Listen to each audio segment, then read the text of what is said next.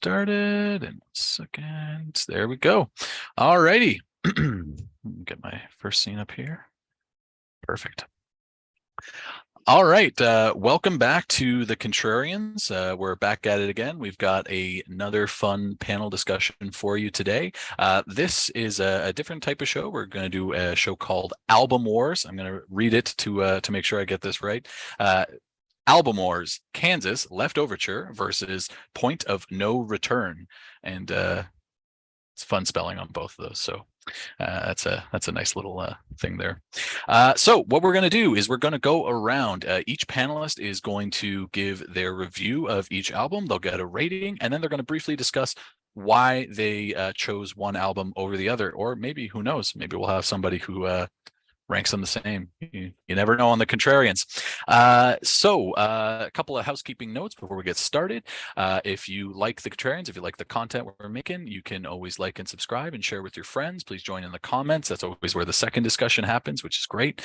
And there are other ways to support the channel as well. If you feel so inclined, please check the description for those ways to support the channel. I want to thank all of you at home for being here. We appreciate your views, and we wouldn't be here without you. And I want to thank each of our panelists here as well. This is a patron suggested topic.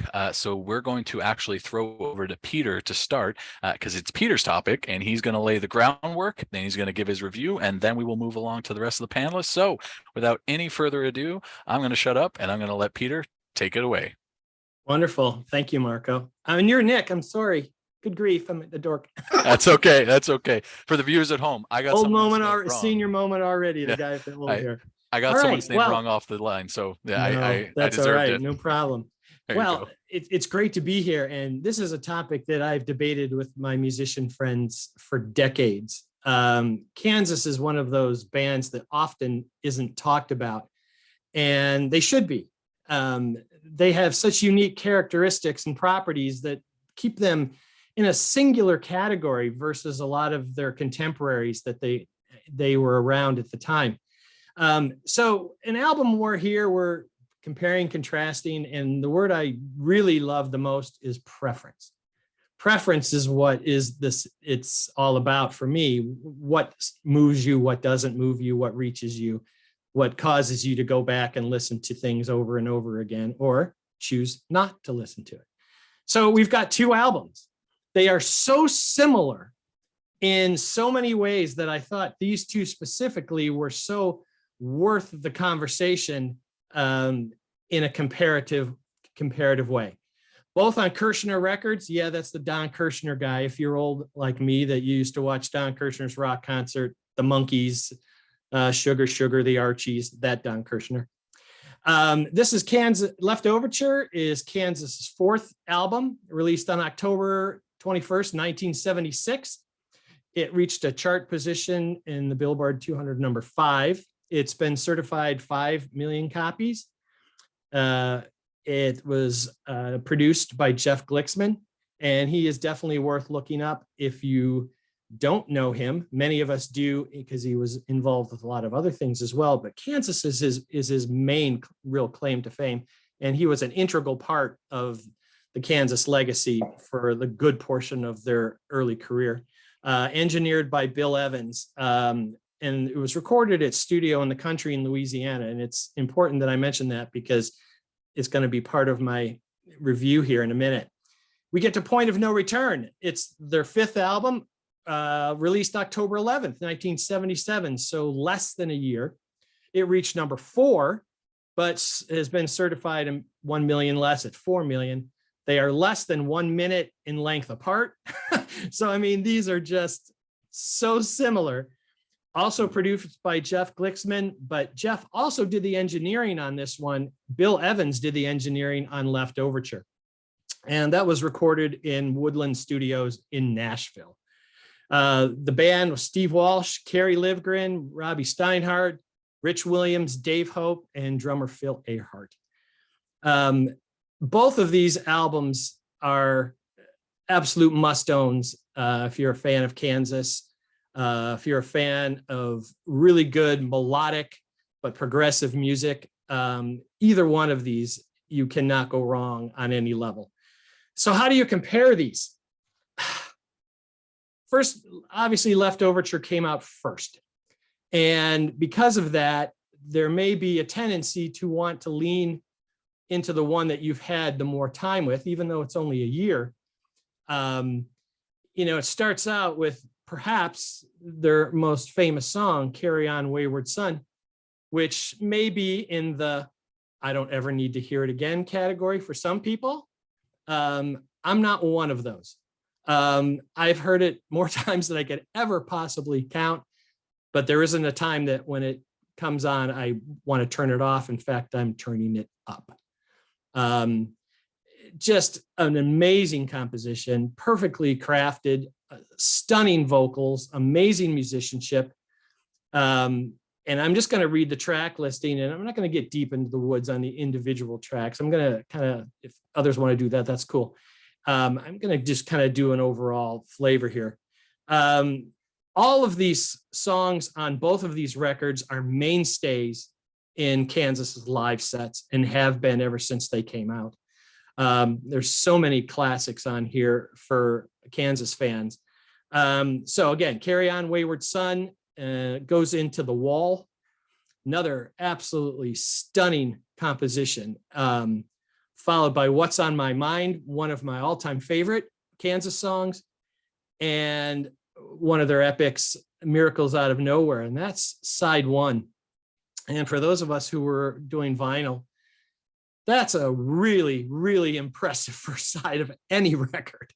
You'd have a hard time finding anything. And of course, during that era, there were a lot of really great albums, Zeppelin 4, side one. You go through these other records that have these tremendous sides that just went from strength to strength.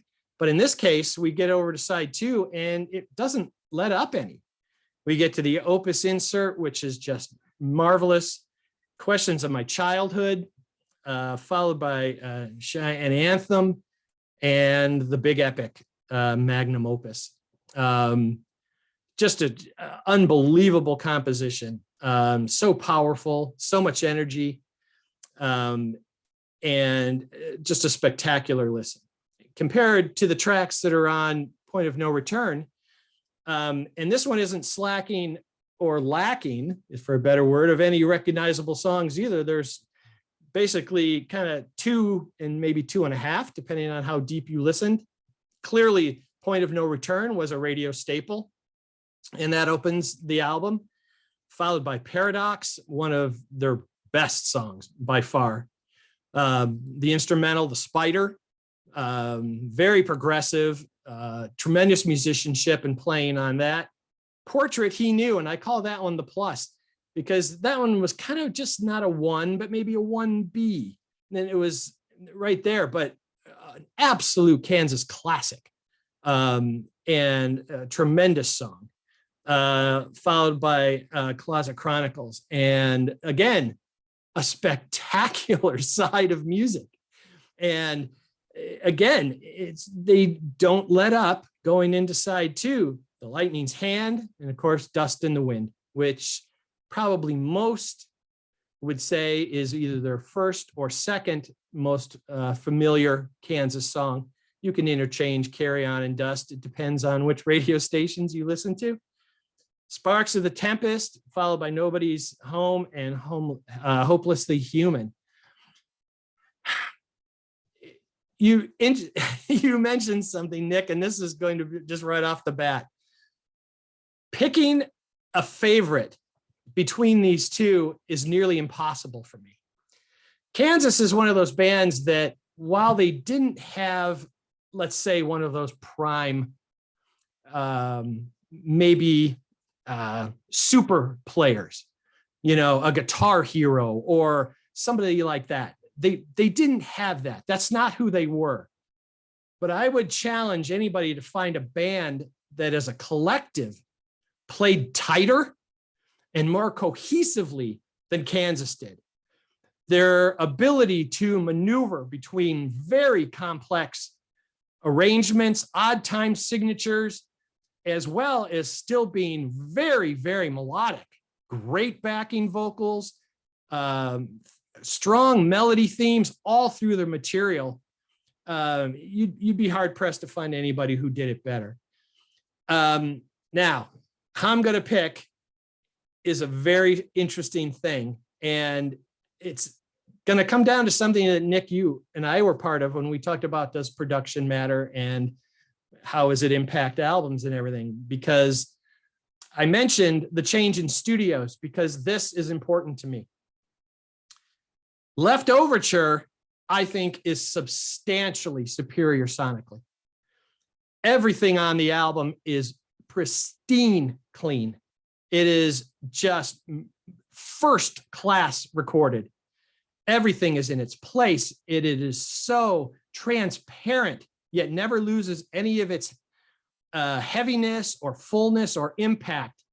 They started at the same studio for Point of No Return, but they continued to have technical difficulties and they switched studios. Where you record is very important as to also what you are recording. Also, they didn't use Bill Evans at the board. Jeff Glicksman did it himself. So two big factors that were different, and those are the only things that are different to me between these two records. They are both masterpieces, but I am going to give the winner to Leftoverture purely because of sonics. I couldn't pick a song over another. And if you put side one of Leftoverture followed by side one as side two of Point of No Return, you might have one of the best albums ever. But to me, it comes down to sonics, and I'm going to give the smallest of edge to Leftoverture. Awesome. Well, starting out strong and way to set the scene as well. Thanks, Peter. Thank you. You know, if we had to hold you to it, would you give these like a very, very similar rating? Would they have the same numerical rating? Is that how close both of these are hovering at 9 and above, and it's going to come down to which songs I'm in the mood for that day. They may not even be my favorite in the Kansas catalog. Talk about contrarian, but they're so good and they're so consistent. And again, if Point of No Return sounded like Leftoverture sonically, absolute dead heat. There's no way in the world, gun to my head, I could pick one over the other. All right, awesome. Well, thanks, Peter. The first shot has been fired in the album war, and it was fired by Leftoverture. So let's go over to Jamie next, and let's see if we're gonna continue on that trend or go somewhere else. Jamie, floor is yours. Right.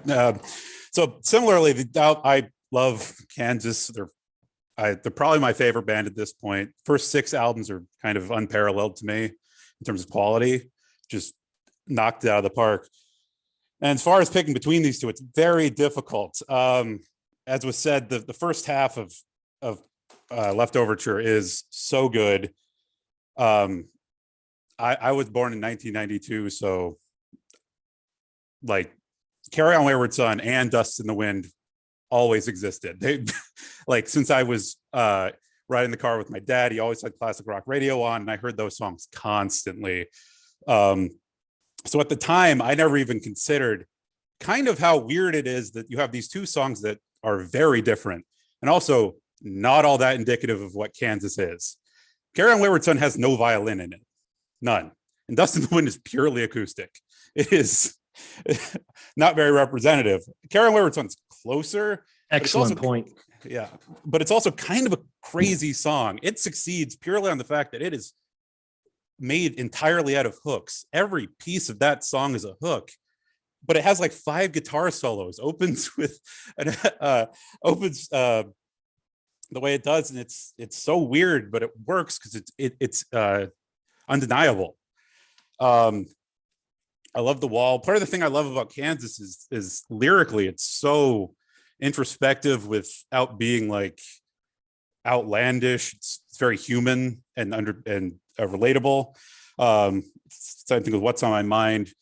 What's on My Mind has sort of a very interesting rhythmic pattern, and that's something I also love about Kansas is the rhythm section. They have this very interesting way of changing things up and always keeping things interesting. And Miracles Out of Nowhere for me is probably the perfect encapsulation of what Kansas is. It starts off very beautifully with those introspective lyrics I was talking about. And then when the singing ends and they go into that hard rock section that just kicks total ass, it is so good. I love it. You have Opus Insert, Question of My Childhood. All these songs are really, really, really good. I'm going to go with Point of No Return, despite that. Part of the reason is I think the second half, and this is like so minute in terms of what I'm like, my complaints. These aren't complaints. It's just like Magnum Opus to me doesn't really mean much to me. It's a great song. There aren't like any lyrics, and what lyrics there are kind of vaguely about rock and roll. It's brilliantly performed, but it's like it doesn't like touch me the way their other songs do. And that's kind of the only difference, despite the fact that Point of No Return probably has the weakest song between the two in Nobody's Home, which is a pleasant enough song. It's just kind of like there. But otherwise, Point of No Return works better as an album for me. It's weird. It's got like these concepts that sort of flow in and out of each other. It's not a concept album, but there are these things that come up repeatedly. Like you have those two biographical songs. You have the one about Albert Einstein. You have the one about Howard Hughes. A lot of it's about death, which works with Dust in the Wind. You have the songs about like light. You have Sparks of the Tempest and Lightning's Hand. Songs about storms, lightning and thunder and all that kind of stuff. That's despite the fact that Point of No Return is a lot more varied, which I also like. And there are parts of it that probably shouldn't flow as well as they do. I mean, it goes from Lightning's Hand, which is this aggressive, intense song about like reveling in the blood of your enemies, into Dust in the Wind. Those are two songs that could not be more different, but somehow really works. And I guess for Point of No Return, the epic is Hopelessly Human, but without looking at the time, I wouldn't have believed that it was 7 minutes long. It just flies by. So yeah, I really love these two albums. Even the like Dust in the Wind and Carry On Wayward Son. I never get tired of them. I'll probably listen to these again in like a week. I just love these two albums so much.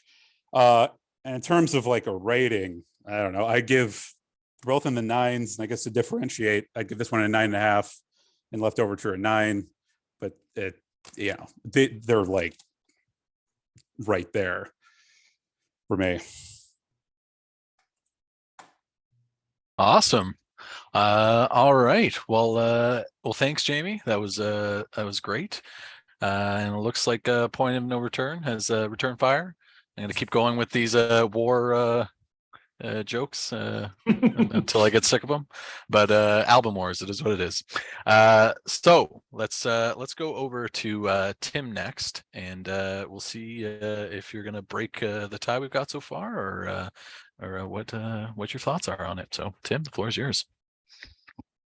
Thanks, Nick. Well, first of all, when Peter suggested this, I couldn't jump on it quick enough. I mean, look at my username. I should probably, do a Kansas album where I've named after one of their albums. As a matter of fact, I argued for Vinyl Confessions as my favorite Kansas album on an earlier episode. Marco and I did. I absolutely love this band. I we're talking about age-wise. So I was born in 1974, which is when their first album came out, but I wasn't aware of this band until 1986 when I heard this song called All I Wanted on the radio, which I know some hardcore fans are going to roll their eyes, but I love the song to this day. And I love the album it came from, Power. It wasn't until 92, though, that I really dug back and got into this band, who had a lot more albums than I realized. And some of my all-time favorite artwork. I mean, look at this. Yes, I'm holding the 8-track up, but yeah, I just think it's the coolest looking artwork. I mean, come on. It's one of the reasons I love collecting vinyl too. And it was such a treat going back into this catalog and exploring it. I'd heard Dust in the Wind, and I think I'd heard Wayward Son, not realizing who they were. And then I started to, okay, time to get into this band. And one of the things I love about them is the fact that they are so versatile. They've had periods in their career where they were more commercial, more poppy. They've had like pretty strict progressive periods, and then they've got stuff that combines them all. And I just think that as far as like classic rock bands go, they should be in the same echelon as Zeppelin, and the very tops of the top. They're that good. I mean, yeah, the fact of the matter is they've got an album that's 5 times platinum and 4 times platinum. They've got a best of that's 3 times platinum. They've sold, and all of those early records from that original band, they all went at least gold. This band sold a ton of albums. And I agree that their strength is the ensemble playing. You go and look at some of the the early shows. Believe there's a show from 1980 up on YouTube, and the way that they seamlessly play this fairly difficult material is really impressive. Like really, really impressive. Although I think there is a star there, like in the original band we're talking about in the band, and that was Steve Walsh. Again, he should be considered in the echelon of the greatest rock vocalists of all time. I mean, the guy has got pipes, he could just hit in these incredibly high notes. And he had such soul in his voice. And, I've just always been such a big fan of his vocals. Now, my ratings are going to sound low, but I need to preface this by saying, I absolutely love this band. All anyone has to do is go on my page. My very first episode was about Kansas. I brag this band up anytime that I can. I continue to. I've got that 50-year box set pre-ordered. They're one of my favorites. So comparing Leftoverture to Point of No Return, I totally agree with Peter that Leftoverture has the superior production. When Wayward Son comes on with the a cappella vocals, then you get the crack and the flam with the snare drum. With the Point of No Return production, it wouldn't have had that effect. It wouldn't have had that echo and that snap. And that continues throughout the album. The funny thing is about Leftoverture is it's such a successful album. And as far as I'm concerned, in the wider world, it's all about Wayward Son. I've never heard any other song from Leftoverture on the radio ever. But there are some great songs on here. I love Opus Insert. That's a song nobody ever talks about. In my opinion, not enough people talk about this band, period. What's on My Mind? Fantastic. Miracles Out of Nowhere.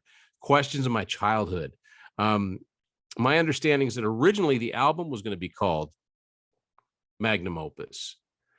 No, I'm sorry. No, Magnum Opus was going to be called Leftoverture because it was made up of leftover parts. Yeah. And then I think it was their manager, Bud Carr, that suggested, Leftoverture as the title. And I love it. Leftoverture. It's such a great play on words. A portmanteau, if you like. And Point of No Return is great. Point of No Return is a fantastic album. It's a lot, it's the first time they got 10 songs on one album. They were learning to, compress their ideas into slightly shorter songs, even though there are long songs on here. Now, why am I going to give my rating? Well, first of all, I'm going to say in this album war for me, it's Leftoverture by the slightest of margins, just the very slightest of margins. Nobody's Home. Jamie mentioned Nobody's Home. It's a beautiful song, but it actually makes me sad. And I don't want to be sad. And there's nothing on Leftoverture that makes me sad. Then you got the double whammy with Dust in the Wind. Well, yeah, that's, that's an all-time classic, right? And I don't know who it was that mentioned. I think it was Jamie. The great irony in this band is that, Jethro Tull is the band with the flute. Okay, well, Kansas is the band with the violin. Well, Carry On Wayward Son's probably their best known song. No violin in it. Poor Robbie Steinhardt had nothing to do. You watch the video. He sings a little background vocal. He dances around the stage. There's nothing for him to do. Meanwhile, Steve Walsh is singing his ass off. He's playing keyboards. He's playing bongos. He's practically doing backflips. Anyway, so I'm going to give Leftoverture a very, very solid 9. And I'm going to give Point of No Return an 8.5. Now, if those sound low, it's because I think that their best stuff was yet to come. I love Monolith. I love Audio Visions. I love Vinyl Confessions and Power. Freaks of Nature. The last 2 albums they did, Absence of Presence and The Prelude Implicit, I think are fantastic. I know it's a vastly different lineup, but I mean, I was so into Absence of Presence, I even ordered a coffee mug with the cover on it. I'm all about what they're doing now. But there's no question these are the 2, cornerstone albums for this band. And I'm rating them pretty high. It's just, to me, they've got albums that just rise above that. But a band should get better as they go along. So yeah, Leftoverture at 9, Point of No Return, 8.5, 2 fantastic albums that I'm happy to see discussed here. Awesome. That was great. Thanks, Tim. All right. So let's go to Pontus next. And I don't have any war wordplay for you, but I'll pass the floor over to you. So hopefully that's enough. I'm gonna go to this a bit different. I'm born in 72, so I'm two years older than Tim, and I didn't know of Kansas either.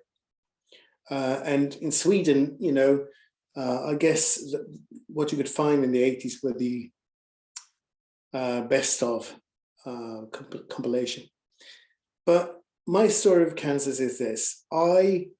In 1988, I had joined for a while an association of blind and partly sighted people, youth.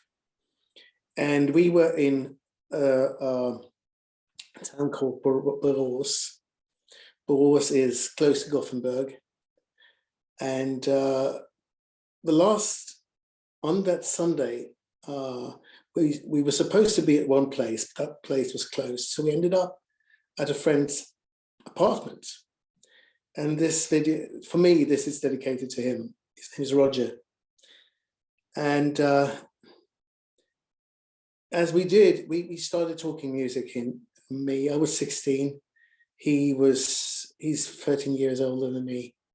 And I was very much into CDs. I wanted to go into CDs. I hadn't bought CDs yet, but I wanted to go there. And I didn't know where to go. So he said, I got this record and I got the early Asia. He liked the later version of Yes. I liked the early version. So we started talking and he said, have you heard this band called Kansas? Because I said, I love Jethro Tull. So he said, oh, I got a band with a violin in it. I was like, put it on. And he puts on this. Points of No Return. And I must say, it was like hearing something you didn't know existed, but you had it's like finding a way home. It was so fantastic. I didn't know this band existed at all. I didn't know this music existed because it was a US band and it wasn't too big in Sweden. And at the time, I was also in my first serious relationship. We were 1 month in and she played violin. So he played that record and she liked, of course, Dust in the Wind a lot. And I liked the progressive stuff. So I ended up buying his vinyl copy because he had the CD copy. And he says, oh, I can, because I wanted to get into CDs. He said, all right, I'll make a tape for you with, fun stuff. And he made the tape and we ended up sending tapes to each other for the next 6 years regularly. And he's a dear, dear friend. And he was an expert of introducing an album with deep cuts. So when he introduced Leftoverture to me, he played Shannon's Anthem. He didn't play Carry On Wayward Son. He played that track because he felt that was a progressive track. That was something that I would loved. And it was just fantastic. And he also introduced Monolith by playing Angels Have Fallen, which is one of my absolute favorite tracks from Kansas ever. As for the album, this one is very nostalgic to me. And I think it's a wonderful album. I think, you know, if you look at the album covers, if you look at, it has a world of its own. I mean, look at the logo. The logo is a fantastic logo. I mean, we talk Yes, we talk ELP logos, and we talk, you know, but this is so regal. This is so good. And I think Leftoverture to me is fantastic as well. I mean, we talked about the tracks and all that. I mean, this is a fantastic band. They start off, the first album is a mix between progressive rock and southern rock almost. The first country rock. It starts, you know, it's a very eclectic band. And it has, as some of us have said, it's a great ensemble band. You know, they play together and they play together very well. And I mean, Bill Ehart's drumming is just so amazing. And they're so tight when they play. It works seamless, and they work extremely well in different genres. I will also say that, you know, like, you know, if I wish to make a southern rock comparison, there's a lot of guitar solos between, you know, like Dwayne Allman and Dickie Betts. Kansas does the same thing, but with the vocals. I mean, Steinhardt and Walsh trade off each other. Sometimes they sing in unison, sometimes one sing one verse, one takes the other, and one takes the high notes.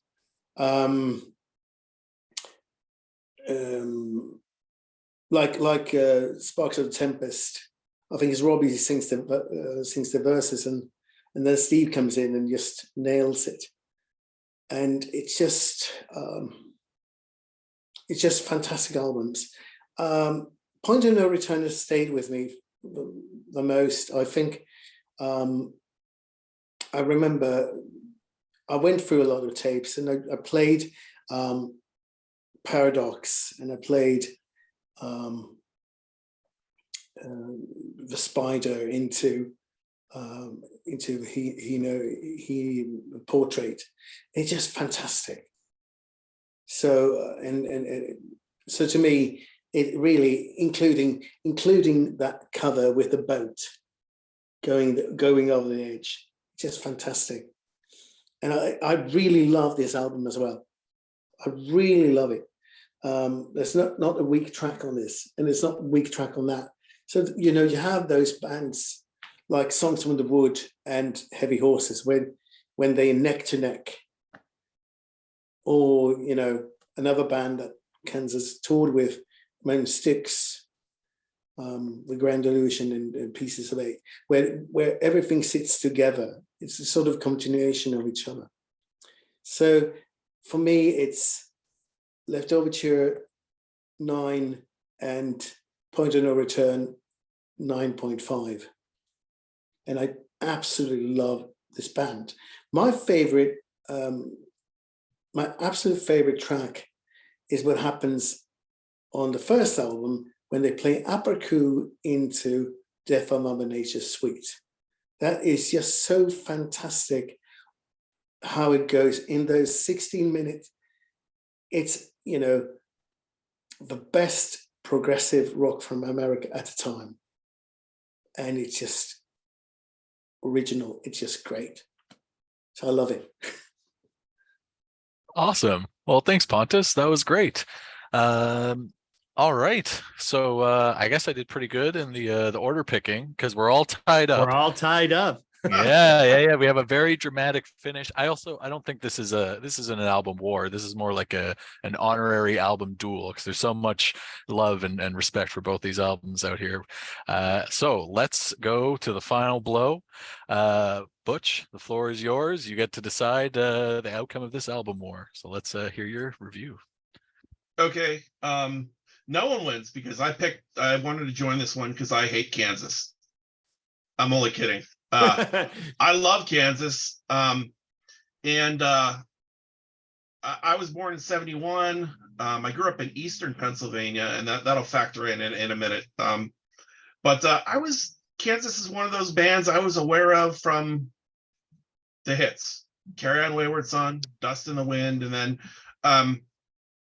in the early days of MTV, of course, they, not only played that old promo video for Dust in the Wind, but they were playing Play the Game Tonight and Fight Fire with Fire, which I actually love those songs, especially Fight Fire with Fire. That guitar sound on that is monstrous, just heavy. And but I never knew much about the band. I knew those songs. The hits got played on the radio. I bought the best of when it came out. I actually think it was one of like when I joined Columbia House in the 80s, it was one of the tapes that I got. I'm like, I'll check it out. So for years, my knowledge of the band was kind of informed by that. I mean, in fact, Perfect Lover, is still one of my favorite Kansas songs, and that's the only place you'd ever hear it, and it's not even on the new pressings of it. So when I started getting into the band more was in the 90s. We went to see that they were coming to and I'm out in Pittsburgh at this point, so they're playing up at Conneaut Lake Park. It's before Freaks of Nature came out, but it was that lineup of the band: David Ragsdale on violin, and Billy Greer on bass, and those guys, and they were killer. I can remember Steve Walsh was like a maniac.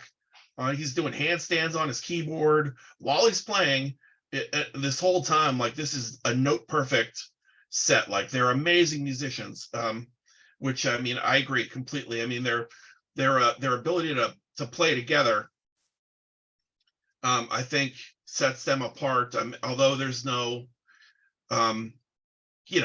this band doesn't have a Jimmy Page per se or a Richie Blackmore per se. I mean, but I do agree with Tim. I think that Steve Walsh is probably one of the greatest vocalists that ever lived, and doesn't get enough credit. Although, me being a singer, a lot of the guys that I'm friends with who also said we all love Steve Walsh. So I think in certain circles he is, very well respected.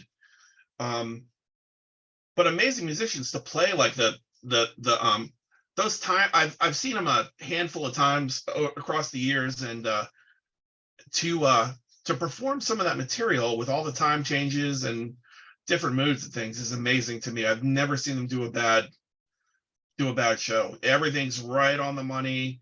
The vocal harmonies are tremendous, and there's a lot of focus nowadays, it seems like, on there's a lot of talk about bands using backing tracks and needing computers to fill out their sound. This is a band that had some fairly complex material that they pulled off with 6 people on a stage, and none of that technology factoring into it, so, which I think is pretty amazing.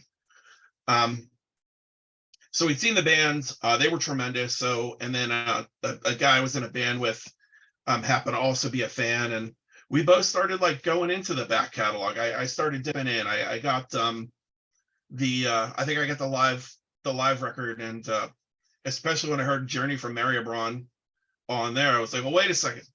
I'm like, oh, I definitely got to get some of these old ones. So I went back and bought everything. And I'd have a hard time picking a favorite among, at least up through Point of No Return. I mean, they're all, on any given day, it could be Song for America, it could be Mask, it could be the first one. Every one of those has songs that I really hold dear to me. Balexis from the first one, and Icarus, Born on Wings of Steel. I love Song for America, and Devil Game from that. It was what I was going to say about one of the interesting things when it comes to these records and where I'm from and where I am is that in Pittsburgh, where I've been since '89, this was one of the first cities to actually like kind of embrace Kansas. They got big here.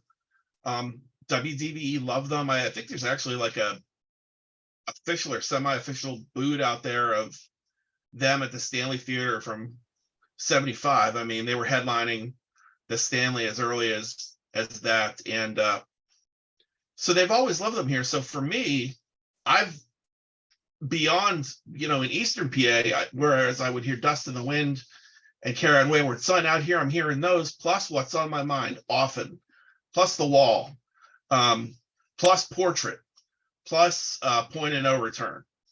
And I swear I've heard Paradox on the radio out here too, which I love the bounce of that song. But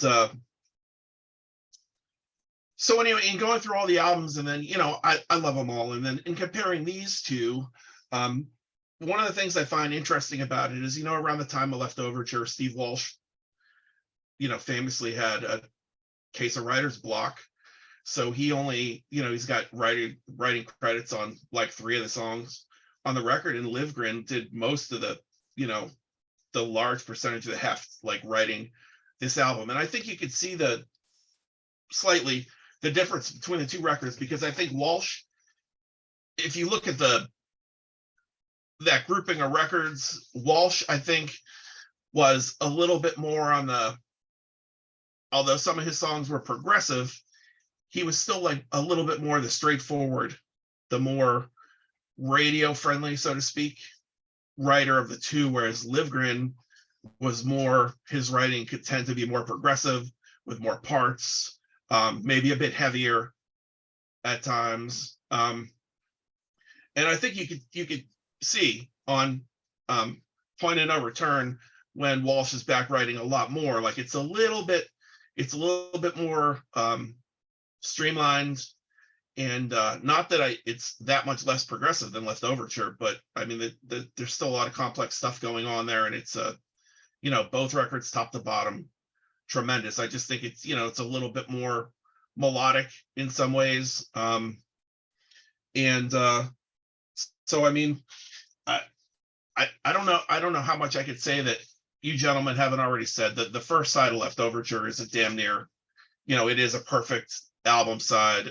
And again, I mean, those songs, like if you see them, you're going to hear every one of those. I've seen them, like I said, a handful of times. They've always played the whole first side of that record, and they've played a ton from Point of No Return too. And they've always been good about playing stuff from the early records and dipping in here and there.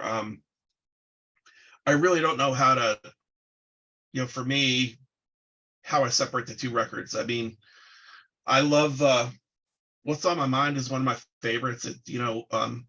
I'm me being kind of like, not kind of like, but am a metalhead mainly. But I mean, obviously I listen to all kind of stuff. But that song has always struck me as being pretty heavy for them, which is one of the things I like about Kansas. They have, and why I don't understand why they aren't held in wider, why they're opening for Yes when Yes is on the road. Like I know Yes was huge, but Kansas was huge too. So even when I saw the Masterpieces tour, Kansas opened for them, and I don't know why Kansas's popularity didn't extend to the current day the way some of the classic bands did, but it's a little bit on the criminal side, I think.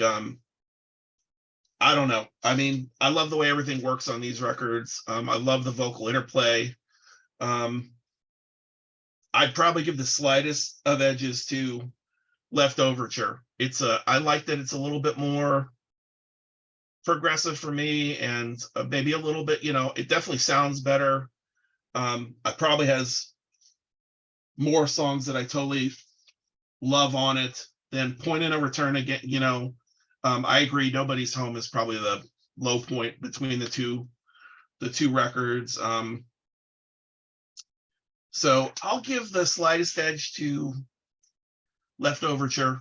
I'd say a 9.5 for that, and a 9 for Point of No Return. Although they're both, I mean, it really struck me too. I've been listening to the 2 albums back to back since signing up for this, and the listenability and the re-listenability. I mean, I just play them over and over again. It's just such to delve back into the Kansas records is like, once you get, I just don't get bored of them. I mean, there's so much going on, and there's so much to enjoy throughout their entire catalog.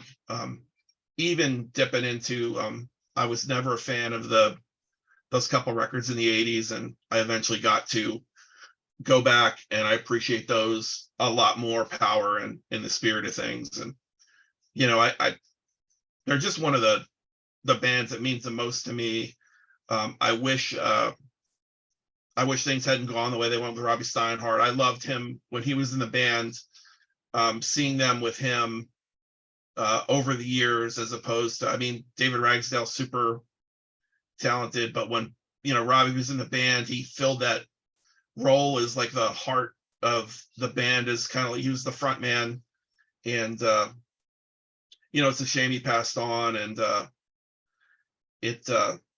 I love the way that he and Walsh play, their vocals played off each other. So I don't, that's it for me. I mean, I love those two. I don't think I have any other, I don't know if I have any other points here that, let me see. Yeah, I mean, that's, like I said, you guys laid so much out. It didn't leave much for me to, I think I hit all the points I wanted to make. So. All That's right. it. Well, awesome.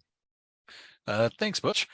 All right. Well, it was a close, hard-fought battle, but it looks like the panel has placed Leftoverture above Point of No Return by a very, very slimmest of margins. I think that exact phrase, very, very, very slim margin was used a couple times. I want to, thank everyone, thank our panelists and everyone at home, but I'm going to toss it over to Peter really quick. Peter, just curious, was this the outcome that you expected when you posed this topic, or Yes. is this a bit of a surprise? Oh, yes. All right. No, there we go. I did, because I think in the Kansas world, these two are so interchangeable. And again, they're going to go up and down, and even some of the other albums that we've talked about creep up into those lists with other listeners as well.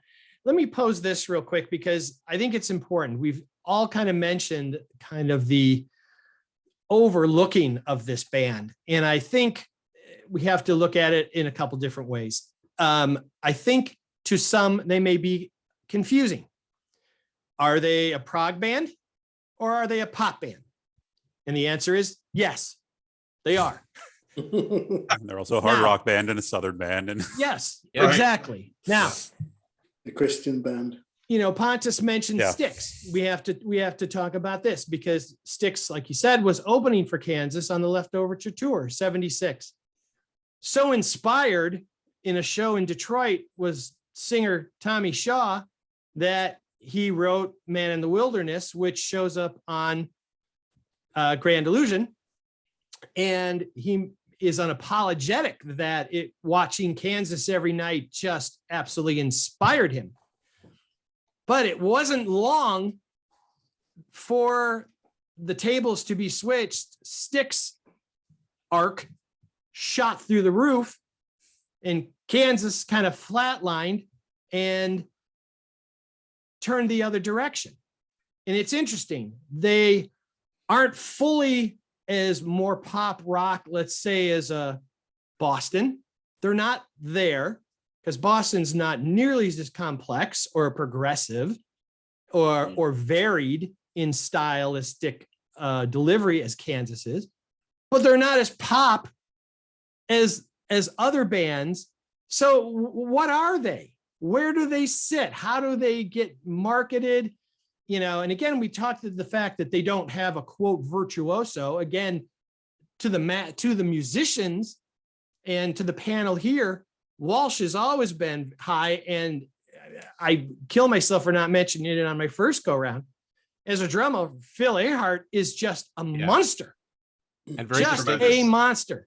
The fact that he is not mentioned with the Bill Brufords and the Alan Whites and the people like that is a travesty.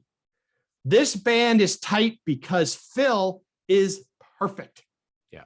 He leads them as a drummer should, and he says, follow me.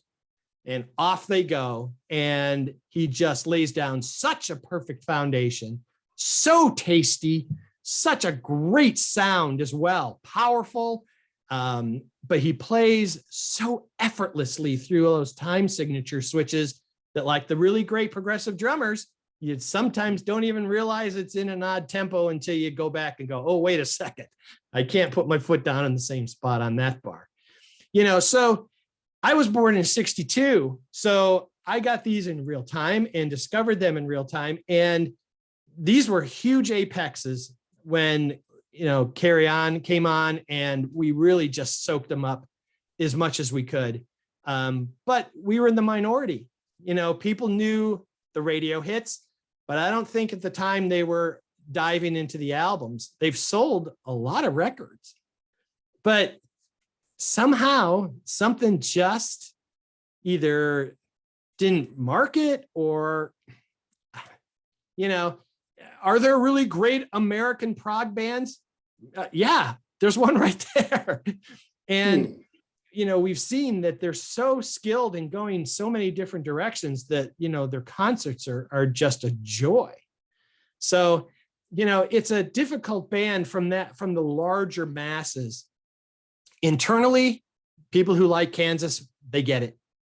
And they've always got it because there was something, again, so unique and so singular about them that you just gravitated to it. And then when the next thing came out, you went to it. But that was not the big mainstream. It certainly is not where, like I said, where Styx and bands like that ended up. They're in another stratosphere, sales and popularity wise, for whatever that's worth. Could be an image thing too. When you look at pictures of the classic lineup, there's the guy with the violin and the big beard. There's Steve Walsh with his shorts. Right. There's the guy with the eye patch. Right. They were kind of an odd looking bunch of guys together. So in an era where image was, a lot, that might have fallen between the cracks. But, I remember when I was first getting into this band, one of the first things I got was the Best Of CD. And it was the first time I'd ever heard Fight Fire with Fire. And I remember thinking, I didn't know they had just straight up rock songs like this. And I thought that was great. I was like, I like variety. I love the variety. I love the fact you could go from Song for America into Perfect Lover, Play the Game Tonight. Like, I also didn't realize that Steve Walsh didn't sing everything. When I first got the CD, I didn't realize it was John Elephant because I thought they sounded so similar. But, right. But yeah, I like the fact that they had those really commercial leanings and the prog leanings, but that, I think you make a good point, Peter. That may be the very thing that kept them from, I don't know, just that pushing through that. Just a little bit they more. were also never going to be in Circus Magazine. They were never going to be in Hit Parader. They were never going to be in Cream. That just wasn't their thing, and there was nothing to talk about. Yeah, it's this band from the Midwest who's got these strong radio songs. Okay, there's the end of your story. There was no angle behind them. There was no no agenda. They weren't. You didn't hear all these horror stories, at least publicly, about anybody's issues or anything like that. They just kept to themselves, plodding along and sitting right under the surface all the time, wondering. And you thought, at least we did, when we got Leftoverture in real time, we're like, oh my God, they're going to break now. They're just going to be mammoth. And, 6 million records is nothing to sneeze at. That's a lot of records. But again, it wasn't till a couple of years, it was going the wrong direction. And so I think it was hard to market them. But it was, if you did it strictly from a listening standpoint, they sold themselves if you had the opportunity to go in and dig into their stuff. So, but yeah, these are interchangeable, and I did believe this is exactly how it was going to go. One thing that struck me when I started listening to them was the lyrics. I mean, here is a thinking band. Here is some both writers are really looking into, it is environmental, it's Christian music, it's a searching band. It's searching, you're going there and you start to search yourself, and they end up with, Carol Egan end up as a Baptist, and so does Dave Hope and other members as well. But it's you can hear the importance they put into the lyrics. They wanted to sing about things that matter to them, and they wanted to keep them accessible as well. But you always walked away from those records with some thought. It wasn't just basic rock and roll lyrics. It's just another dimension of it. Awesome. To me. Butch, it looked like you wanted to say something there too for a sec.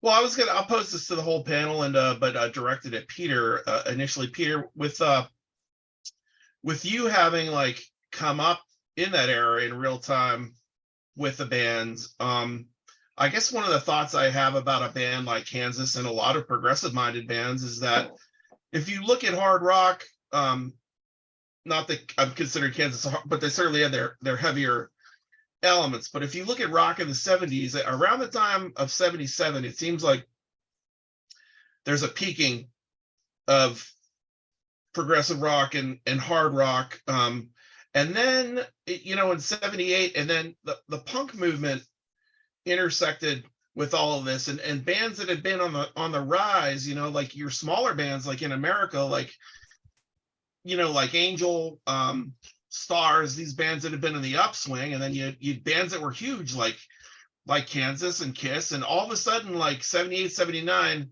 their trajectories start going down. And I wonder, lineup changes and things like that aside that came with the band, if you think that those years in the later 70s, like the punk movement intersecting with the fact that their albums became more mainstream in a way, starting with Monolith, and right. then the lineup changes, if that maybe has a lot to do with why Kansas's fortunes kind of like started to flag then. Well, I for me personally, I think 76 specifically is probably my favorite year of rock and hard rock. The sheer number of albums that came out in 76 can fill a phone book. And, it's the height of everything. And your point is exactly well taken, Butch, because all the bands that I was listening to through the mid later part of the 70s all had issues coming out of the 77, 78 era. All of them. The bands that went the other direction was the ones who started in that era and moved the other direction. Rush, perfect example. 76 is like the starting line for a lot of people, 75, 76. So by 78, 79, 80, 81, Rush is in a lot of people's consideration, full prime. So now there's a complete divergence. Those bands went down, and you found the new bands that went up the other direction. Bloister Cult suffered from a lot of the same things. And so it was difficult. And progressive music, especially, was a death sentence that late in the decade. So if Kansas, by label, was even remotely connected to progressive music, they're going to suffer. Even though we've said here, they're not really any of those things. So they had a difficulty, and changing personnel and all those kinds of things as well did cause some difficulties. Consistency, if that band had stayed together, would they have been able to go through 78, 79, 80 and maintain the same kind of writing and stylistic approach that they were using up through Monolith? Probably not. I don't think the audiences would have supported that. But I mean, it's hard to say, but I don't think they would, if that answers your question. I think with Kansas, there was a couple things working against them after point of no return. I think with Monolith, and don't get me wrong, Monolith is my favorite Kansas album. I love it. But like, what's the hit on it? Like, I was just about to say that's difficult, the Kiss and the Curse of Death. That's a Right. difficult, like, it's a very, very dark album, it's a weird album. I absolutely love. Oh, How My Soul Cries Out for You. Like, there's a bar fight in the middle of that song. Yeah. It's like that can't be the hit. And People of the South Wind was just. I know that was the first single. I like the song. There's no way that was going to compete with Wayward Son or Dust in the Wind. And your first single is always your best shot. Right. And I'm impressed that album. I've read in some circles it's gone platinum, but it has RIAA still. It has. Yeah. Well, it's certified at least one. Yeah. Okay. After that, unknown. That's a dark album to sell 1 million copies, but it probably sold a lot of those copies on the fumes of the two albums that came before. Because as far as looking for used records, I have seen Monolith an awful lot, and I do love the album, but I can't imagine them presenting that to CBS and going, "Here's a new record," and them listening. What are we going to go with? So they put out People of the South Wind, which is a more upbeat song. And then I guess they thought, let's try another acoustic song. So they put out Reason to Be. I also love, by the way, those videos from that album. They're so wonderfully primitive. I love them. But yeah, that was a difficult follow-up album. Yeah. Who knows if they'd have come out with, it could have been on Monolith, but if they'd had a song like Play the Game Tonight up their sleeve in 79, this is an era where Foreigner's doing well, 38 Special starting to do well. Who knows? Right. Yeah. Well, maybe if Hold On had been on Monolith instead of Audio Visions. Maybe. Yeah. Well, and here's the problem. Here's the problem with hits. You live and you die by them. That's right. Yeah. And you talked about the backside going down. We have to look at, when we're looking at Mask was gold. And it's the fact that that's a gold record that any mainstream people before that maybe had no idea who Kansas was at all. Yeah. But to go from gold to 5 million is their ridiculous. trajectory is like, whoop. Oh yeah, it's off the charts peak. And the fact that we can go on the strength of a song that to this day, all these decades later, is still one of the heaviest rotated songs in all of classic rock. Every cover band, tries to play it and everything else, but it went so far. And again, you get past Point of No Return and even had 2 and still sold less, that somehow something was different. And once they got to that point, how are they going to maintain that if there is no radio hit? I like what Steve Walsh said on the Device Voice Drum DVD in the interviews they all do. He talked about how Kerry Livgren wrote 2 classic songs, and he admitted, that's my career. Those 2 songs have enabled us to weather through all of these changes. I thought that was pretty forthright of him to say that, because it's like, we got lucky. We got lucky twice. We weren't a 1-hit wonder. We were a 2-hit wonder. They actually had 7 top 40 hits, but they've got 2 that are sort of evergreen and will always be on the radio. So I think we're getting from this is that we need to have another episode on Kansas and why they didn't make it as big as they should have, or why they're underrated everything about Kansas. Yeah. Well, we clearly I'll look for all of you on that one, because it seems like we got the perfect group here to talk about it. I have a question for Pete. Oh, go for it. How much did the live album sell? It was certified. That was a platinum, right? For the show was a platinum seller. It's platinum. It's platinum as well, because that sits very well. That is sort of a live album, a greatest hits live album, in a sense. Yeah, like Live and Dangerous and all those classic live albums, and it's just fantastic. And it sits there, and it sort of marks the end of the era. I think it's hugely respected in our world. People like us who dig into those live albums and things, even though it was sorted well, I think it carried after and had the momentum of it, but I don't think a lot, they're not gonna, I don't see a lot putting it up there with Strangers in the Night and other things like that, which is a shame. They should, because they're so good live, and it's a really great show. And of course the expanded one's even better now. I want to say one thing about that live album. I'm not a live album guy, but I love that one. Part of it is the energy in it.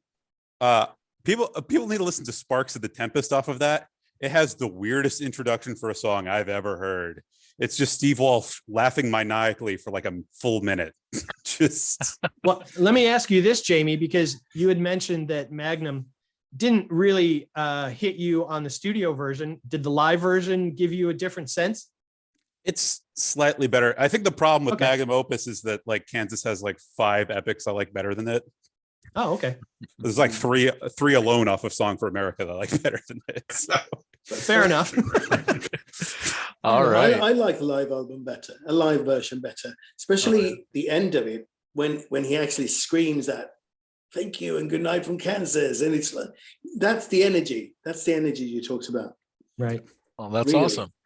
All right. I hate to wrap it up, but wrap us up here, Marco will give me a whack on the head if I let it go too long. So I'm going to thank all of our panelists today. This was great. We got a really nice bonus discussion too at the end, which I'm hoping we will follow up with another episode. And like I said, I'm going to look for each of our panelists here again on that sequel, because everyone brought something great to the table. I want to thank all of you at home for watching. Like said at the top of the episode, we wouldn't be here without you, so thank you so much. If you want to give a like and subscribe, we appreciate it. If you want to share with your friends, it's even better. But the best thing you can do is please join the discussion in the comments. We want to hear your thoughts. Let us know what side of the album war you were on. I guess there's one more pun left there. All right. Thank you again to all of our panelists. Thanks again at home. Thanks to Marco and Martin for everything they do for the Contrarians. And whether it's night, morning, or day, have a good one. Thanks, everyone. Take care, everyone. All righty. Stop the recording.